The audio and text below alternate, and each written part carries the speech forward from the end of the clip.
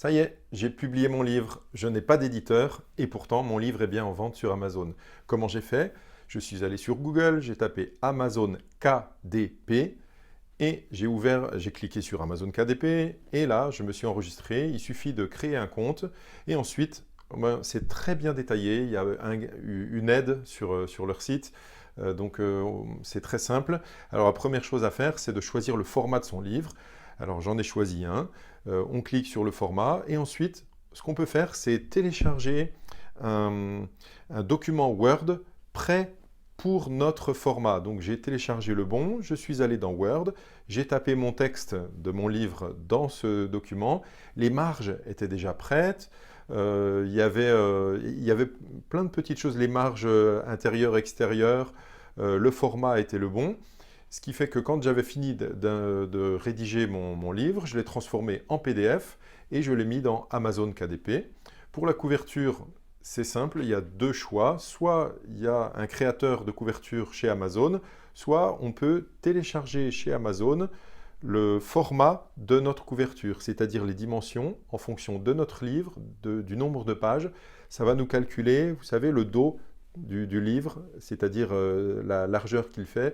Donc ça va nous calculer tout ça. On le met dans un logiciel. Moi, j'ai même pas Photoshop, j'ai utilisé Canva, c'est un logiciel en ligne gratuit. J'ai mis les images, le texte et tout ça. Et ensuite, j'ai téléchargé en PDF. Je l'ai chargé chez Amazon. Donc j'ai téléchargé chez Amazon KDP ma couverture, mon livre, qui était Word, mais que j'ai transformé en PDF. Et puis à partir de là, j'ai mis mon titre, mon sous-titre, et puis patati, voilà, des petites choses comme ça. Ensuite, on me pose souvent la question, mais est-ce que tu as du stock? Oui, bah non, j'ai pas de stock en fait. Contrairement à un éditeur qui ferait du stock, qui en imprimerait peut-être 100 ou 1000 d'un coup et puis il y aurait un risque. Contrairement aussi à ceux qui impriment des livres tout seuls et qui se disent je vais imprimer mon livre en 100 exemplaires et après je vais essayer de le vendre à tous ceux qui voudront me l'acheter. Si personne n'achète, ils ont des cartons de livres et c'est embêtant. Moi, j'ai aucun stock. En fait, j'ai 0 livre à la maison, sauf un, en fait, le mien, qui m'a d'ailleurs été offert par mon fils. Donc, on m'a posé aussi la question, combien ça te coûte? Bah, sur Amazon KDP, c'est ça qui est bien, ça coûte rien du tout. Je mets mon livre en ligne et quand il est en ligne, si quelqu'un l'achète, je touche une petite partie en fonction du prix qui a été fixé et Amazon nous guide pour choisir un prix qui est correct par rapport au type d'ouvrage pour être à peu près comme les autres. Si on vend beaucoup plus cher, bah, personne n'achètera. Si on vend beaucoup moins cher que les autres, bah, ça sera pas apprécié. Les gens auront l'impression que ça n'a pas de valeur. Donc voilà, on est guidé comme ça. Donc combien ça te coûte? Bah, rien en fait. Et un gros avantage sur Amazon KDP, je trouve, et j'en ai bien profité, c'est que chaque changement, chaque modification, finalement, est gratuite. Le nombre de fois où j'ai vu une petite coquille sur ma couverture, ou alors dans le texte, je m'étais trompé pour un mot, j'avais mis un R à la place d'un X ou un truc, c'est une faute de frappe en fait. Ce genre de choses, hop, je corrige et c'est gratuit, donc c'est vraiment très pratique. On peut changer plein de choses. Sauf, il y a deux, trois choses. Amazon KDP prévient, le titre, le sous-titre, on ne peut plus le changer. Le format, on ne peut plus le changer. Une fois qu'on a publié, ça c'est fixe. Alors, une question qu'on pose aussi souvent, mais alors, si tu n'as pas de stock, qui envoie les livres?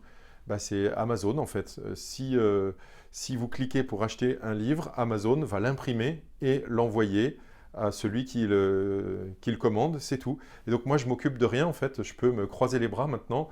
Et bon, bah, mon livre il n'est pas très très connu, il n'a pas énormément de commentaires, c'est pas encore je suis pas encore un best-seller, donc, mais en attendant, mon livre est sur Amazon KDP, si quelqu'un le veut, il peut l'acheter, et voilà.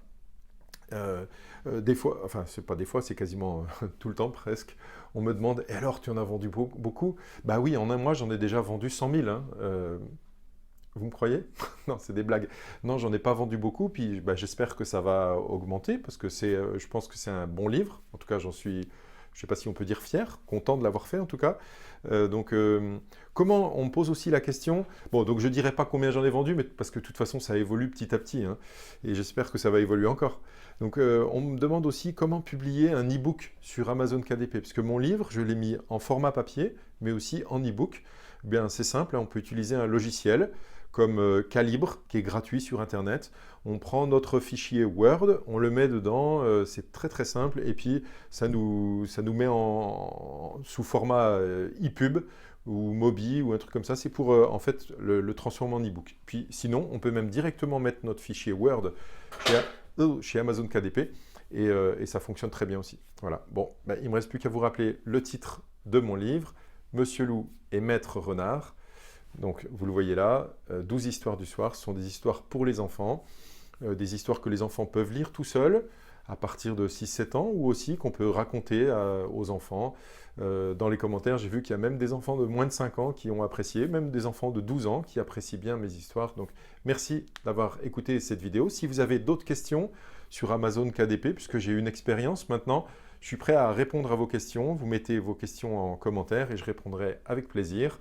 Et puis, peut-être il y aura l'occasion d'une autre vidéo pour en parler. Merci, bye bye.